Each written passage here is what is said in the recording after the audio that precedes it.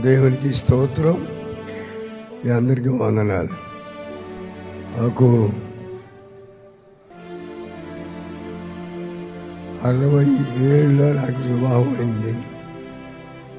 అన్యుడిగా హిందూ పెళ్లి చేసుకున్నాను. నేను పాస్టర్ గారి ప్రార్థన ద్వారా నేను రక్షించబడ్డాను.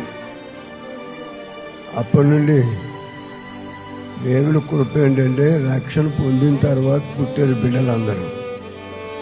మొదట జ్యోతి,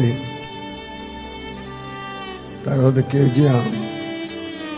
వీళ్ళిద్దరూ పుట్టిన తర్వాత ప్రార్థన చేశారు, ప్రభువా ఒక కుమారుని ఇస్తే వాడిని సేవ కొరకు సమర్పిస్తాను, ప్రథమ ఫలం జ్యోతిని సేవ చేయాలని ప్రార్థన చేశాను.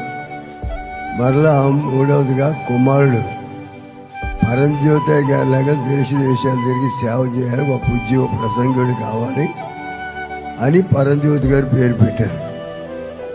ఆ విధంగా దేవుడు అద్భుతంగానే వాడుకున్నాడు. ఆనమనిషి కూడా రాజు అని పిలుతాడు. రాజు బ్రతికాడు. ఒక రాజులాగే మెయింటైన్ అయ్యాడు. ఎప్పుడు కూడా ఏ విషయంలో కూడా వాడికి ఏ చిన్న బాధ్యత వచ్చినా ఒక్కసారి అటు వెళ్ళి ప్రార్థన చేస్తారు. 10 నిమిషాలు వేసి కూర్చునేవాడు. నేనంటే చిన్నప్పటి నుంచి భయమే, ఎప్పుడు భయపడుతుండేవాడు. ఒకవేళ ఏదైనా కావాల్సిన అవసరం వచ్చినా నెమ్మదిగా వెనకాల నుంచి వచ్చి వాళ్ళ అమ్మని అడిగి ఆమె చేత చెప్పించేవాడు. ఇప్పుడు వరకు కూడా ఆమె భోజనం పెడుతుంటే తినకపోతే, మామయ్య భోజనం చేయని అంటున్నారు మీ అబ్బాయి అంటే, రా ఏం చేస్తాను ఎందుకు తింటలేదు గట్టి కేకేస్తే ముద్ద పెట్టించుకునేవాడు. అంత భయం. ఆఖరి రోజు వరకు నేనంటే చాలా భయపడుతూ ఉండేవాడు.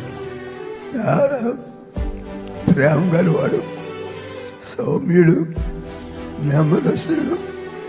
మేము ఎక్కడికి బయటకు వెళ్ళినా తిరిగి వచ్చినప్పుడు వాళ్ళ అమ్మగారికి నాకు జ్యూస్ కానీ మేము ఏమి తింటామో తెచ్చుకొచ్చి పెట్టేవాడు.